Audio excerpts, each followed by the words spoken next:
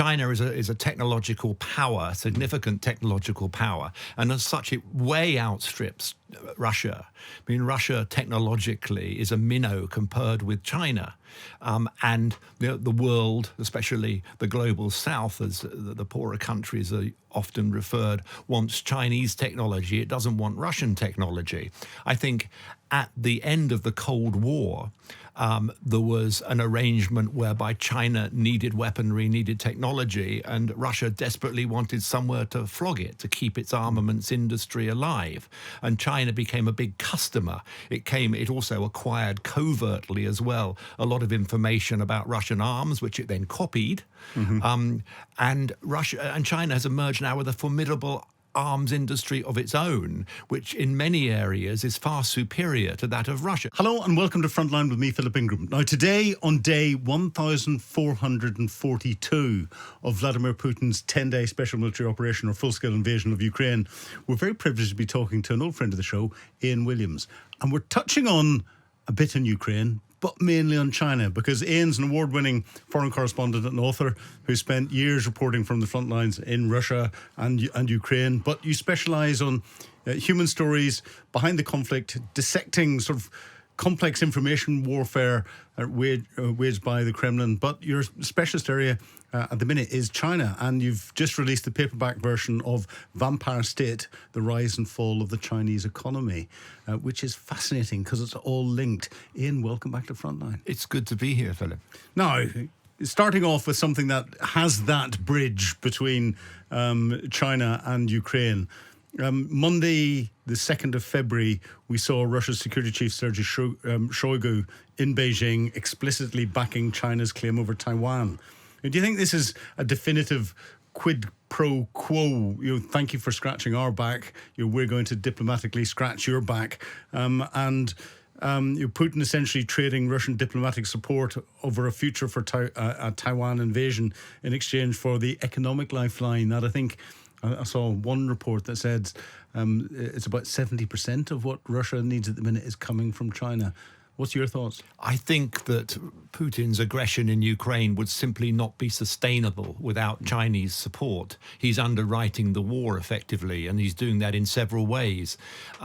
Economically, by buying more Russian goods than ever, whether that be gas, hydrocarbons, by supplying China with consumer goods, technology, and of course through the provision of multi-purpose technology, such as machine tools or drones, going very close to that line between military help and economic help. So Russia has a lot to be grateful for and is highly dependent upon China. Now, a quid pro quo will be Russian support for Taiwan. Russia's always been a little bit cautious about being too overt in its support for China over Taiwan, because it doesn't want to find itself tied up down there in any conflict that might emerge. But you saw before Christmas when the Japanese Prime Minister suggested that the security interests of Japan were parallel to those of Taiwan. And in fact, if Taiwan came under attack, she suggested that Japan would inevitably become involved. Now, China threw a predictable tantrum out that. I mean, one diplomat even suggested that the Prime Minister should have her head cut off. One Chinese diplomat in Japan. There was a show of force by China around Taiwan. And interestingly, it also involved Russian nuclear-capable bombers joining Chinese aircraft in a show of force not far from Japan. So I think that Russia feels obliged to show strong verbal support for China's claim over Taiwan in exchange for this increasing dependence that they do have on China. Well, Japan doesn't have a good history with Russia. China doesn't have a particularly good history with Russia. But the regional tensions that there are growing as Chinese expansionism grows and its expansionism around the world. But also, as you say, Chinese support. Zelensky turned around and claimed that the Russian strikes that are hitting Ukrainian civilian targets and cities are being guided by Chinese satellite data. And therefore, if Beijing is providing the eyes for Russian missiles, surely the distance between lethal aid and dual-use technology that Xi Jinping has tried to be very careful about the boundary that he steps over. Surely that boundary has been well and truly not just stepped over but jumped over. Yeah, I think it's been breached. That example is only one of many, with the provision of satellite information for targeting by the Russians, and a lot of technology. I mean, drones is an example. Drone technology is multi-use, but of course it's become a frontline weapon in multiple ways for Russia. And again, Chinese know-how, Chinese technology on the drone front are heavily involved in that. There's also been, of course, Chinese soldiers have been apprehended in Ukraine. China has sought to distance itself from these soldiers, implying that these are mercenaries and there's no official sanction there. But progressively, the so-called red line between provision of support of an economic and civilian technology variety and military support is being breached in multiple ways. Yeah, one of the old things about the Soviet Union was it became a huge arms supplier for many different countries around the world, and certainly any country where there was a despot leader, they have and still have old Soviet-style tanks and aircraft and all the rest. Do you think China's positioning itself to take over from that now that Russia is A, burning through all of its equipment, but B, the reality is people are seeing how poorly it is faring in modern warfare against the simplest of weapon systems, like a drone with an RPG strapped to it is destroying some of the latest Russian tanks. Whenever the Russians were saying that it could stop the NATO's best tanks in a frontal fight, that's just been proven wrong. And China's positioning itself to take on that global market. I think it's already taking it on, because China is a technological power, significant technological power, and as such it way outstrips Russia. I mean, Russia technologically is a minnow compared with China. And the world, especially the global south, as the poorer countries are often referred, wants Chinese technology. It doesn't want Russian technology. I think at the end of the Cold War, there was an arrangement whereby China needed weaponry, needed technology, and Russia desperately wanted somewhere to flog it, to keep its armaments industry alive. And China became a big customer. It also acquired covertly as well a lot of information about Russian arms, which it then copied. And China has emerged now with a formidable arms industry of its own, which in many areas is far superior to that of Russia. Russia still has the edge on some fronts, but China has emerged with a significant arms industry, and in terms of export is looking to erode in those markets where Russia used to be more dominant, because of course Ukraine is taking all the Russian bandwidth at the moment. The weapons are needed on the Ukrainian front line, which are burning through them at a quite an alarming rate from Putin's perspective. But do you think Xi Jinping is sitting there walking a very careful tightrope between the support that he's giving Vladimir Putin and the potential for a reaction that's going to come out of the West, and in particular Donald Trump? Because from an economic position, actually Russia is a minnow for China, whereas the West is a massive economic partner it still needs to deal with. And therefore, if Xi Jinping thought that he was going to be hit economically in a way that would hurt China, because his ambition is to become the number one economy in the world, not remain as the number two economy. If he thought that was going to be hit, he'd drop Russia very quickly. I think he was emboldened by the trade scraps, the trade war with Trump last year, and he was encouraged by the power of using rare earths, for instance, these rare minerals which are so vital to many high-tech industries. Of course, China controls about 90% of the economically viable rare earth mines around the world, whether it be from extracting them, owning the mines, or processing them. That's right, and this gives China enormous clout, and it used this weapon last year to quite considerable effect. In fact, Trump took a step back as a result of China using this weapon. And there are multiple other dependencies with China on China. And I think this will have encouraged Xi to push the line further, because he knows he has powerful weapons of his own to counter the threat of Western sanctions. There have been sanctions against a number of Chinese companies, Hong Kong-based and elsewhere, which have been accused of selling technology with military application to Russia. But I think there will be a feeling in Beijing about, look, we can probably get away with more. Will they really sanction us? And there's a sense of we can push the boundaries further. But at the same time, though, I think, the relationship between China and Russia has always been one of hard-headed realism. It's mutual self-interest. I don't think there's a great deal of love involved. And I think that if China sensed that its interests change somewhat, so its attitude to Russia might change. But certainly at the moment, I think it suits China to see Western powers tied up in Ukraine, to see a European war draining political and other resources, dividing alliances.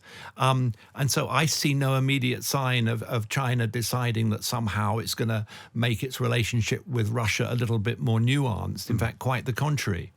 Nobody does anything for free. And the amount of support that Russia is getting is phenomenal. And if the statistics are right, and it is about 70%, then that is an awful lot of money. What is Russia mortgaging, and what is China likely to do to get that mortgage repaid at some stage in the future? I think that certainly power has gone to China. I mean, China is by far now the more powerful partner in that relationship. Now, what does Russia want? I think Russia, in the short term, wants to win the war, and its focus, its bandwidth, is totally concentrated on winning the war in Ukraine. I think there are those who are deeply concerned within certain parts of the Russian establishment about the dependence upon China historically. The recovery, there are still, we have to remember that if we look back at history, and China harks on about 100 years of humiliation, unequal treaties at the hands of rapacious Western powers. Well, you look at this more closely, and the most rapacious power in China in the 19th century was Russia. I mean, it acquired vast swathes of land north of the Amur River in the Russian Far East, including modern-day Vladivostok. And Chinese nationalists haven't forgotten this. And China thinks in multi-generational terms. It doesn't think in the same timeframes we do. So if that was to us 100 years ago is ancient history, to China that's yesterday. It is, and it was only a year or two ago where textbooks in China were mandated to show maps that had the Chinese name of these old cities, which were now in modern Russia. Last year, a document was leaked to the New York Times purporting to come from the KGB, which complained about Chinese spying in multiple ways, looking to get information about the Ukraine war, looking for information about the performance of different systems, electronic systems, surveillance systems, weapons systems, which suggests that perhaps Russia was not handing over to China all the information on the table, and so China was going to try and get some of it under the table. So it's not a totally easy relationship. And although it is based on hard-headed realism and a hard-headed assessment of their own interests, there are tensions there. I'm wary and I'm skeptical about the ability of Western strategists, of Western policymakers to aggravate those tensions, because I think at the moment their interests align too closely. But certainly you can't deny that there are tensions there beneath the surface. Well, yes, and from a Western perspective, and looking at all the negotiations that are going on around potential peace deals and peacekeeping forces and all the rest of it, the one thing that China doesn't have is combat experience for its military. And one thing from a military planning perspective, I'm really surprised that hasn't come out as a concession from Vladimir Putin and the East, or the coalition of the evil that there is instead of the coalition of the willing, would be China coming in and providing a core for a peacekeeping force, acting as a buffer between Ukraine and Russia and proposing that. That's the sort of thing Donald Trump would go, that's brilliant, let's look at that, potentially. Why do you think that hasn't happened yet? I think China's extraordinarily wary about getting involved in overseas scraps, or it likes to project itself as a player on the international stage and goes on a lot about a new world order, about a greater role for other powers. But it's always been very cautious about being anything more than a spoiler and playing a constructive role. And I think for all the investment that we've seen from China in its army, modernizing the army in terms of its capabilities, its equipment, the way it fights a war, the big problem for them is they don't have any warfighting experience. I mean, yes, they've caused trouble in multiple places, whether it's the South China Sea, the Himalayas, around Taiwan. But in terms of fighting a full-on hot war, the last time was 1979 when they invaded Vietnam. So they haven't got that combat experience. And a lot of the effort to try and understand what Russia's doing and how it's operating, the success or otherwise of different weapons systems and strategies. And don't forget, there's a lot in common between the PLA, People's Liberation Army, and the Russian army in terms of their strategies. They're trying desperately to understand the way these systems and strategies are working in practice in Ukraine. And of course, the information that's coming back has not always been terribly encouraging. Yeah, well, Russian doctrine is, I think, what underpinned the development of the People's Liberation Army. So their doctrine, as you say, the strategies are inexorably linked. But China itself, as it's looking at that, as it's developing its capability, do you think one of the things that backs up that doctrine is it's the art of doctrine is the art of what is taught, but what is taught is then what is practiced. Russian practice was shown that whenever they exercise militarily, it's all scripted. You've got a serial that's a bit like a television script. You go action, carry it out, and then there's cut, and it stops, and it takes reality out of it. Do you think the Chinese train in a similar way? I think they do. I think it's very rigid. The PLA has traditionally been extremely rigid in the way it's organized and the way it perceives battle. Now, Xi Jinping came to power in 2012, committed to modernizing, to rooting out deep-seated corruption in the PLA, to changing attitudes, to try and turn it into a modern fighting force. I mean, one of the issues, though, and it was interesting seeing the American recent experience in Venezuela, which, leaving aside the ethical and moral side of things, was a textbook example of coordinating very many different types of operation in a the complexity of that. From a military planning perspective, I was sitting there going, oh my goodness, and they've done that. That was phenomenal. It was incredibly complex and incredibly successful. And that is a huge challenge in military strategy. It's all very well having enormously shiny pieces of kit in the numerous different domains that make up modern warfare. But the ability to bring it all together and coordinate it is really the key to success on the battlefield. And China's got no real experience of that. Russia's shown very little ability to do it in Ukraine as much as it tries. And I think China is trying very hard to understand the way you bring together. And if you did launch an invasion or an operation, whether it was a full-scale invasion or something short against Taiwan, you would really depend a lot on that. It would be very, very complex, and you'd need to bring together these multiple different facets of your military. Well, for the audience out there, I liken it to an orchestra. And you've got an orchestra with all of these different instruments that are extremely complex. And some people know how to play them, some people don't, and they've been given different instruments. That brings a complexity and a poor sound with it. Then you hope that everyone's on the same piece of music, but that piece of music is written for the instrument. And then you have to someone that can bring all of those elements together. And that goes with the composer for the music, and then the conductor that brings it all together to get you the sound that you want out. If the military operations are as complex, if not more complex. And if you haven't got all that practiced, and music only gets good and you only get to the Philharmonic Orchestra level with practice. If you haven't practiced it in the complex level, you're never going to get it right. And you mentioned, of course, the conductor, and begs the question of who is the conductor at the moment in contemporary China, because we've seen so much upheaval. Well, I was going to come on to that because we've seen through January sort of a purge in different elements of it, and General Zhang Yujia, who was the vice chairman of the Central Military Commission, a close ally of Xi, seems to have been moved on. And we've got a number of other moves that have happened. What's happening? Well, it looks like turmoil from a distance, because if you look at the Central Military Commission, which is the party body which oversees the military, and it's the most powerful military body, if you like, they have or had 7 members as of a year and a half, 2 years ago.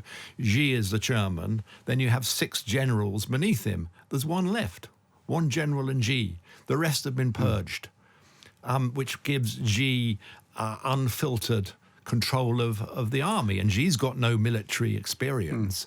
Now, Zhang Youxia was the vice chairman of that body. He was the most powerful general, uniformed general in China. He was also the only one with any military experience. He was 75 years old. He fought in that campaign in Vietnam. He's gone. Now, in the course of 2 years, by some estimates, about 24 generals have been swept away.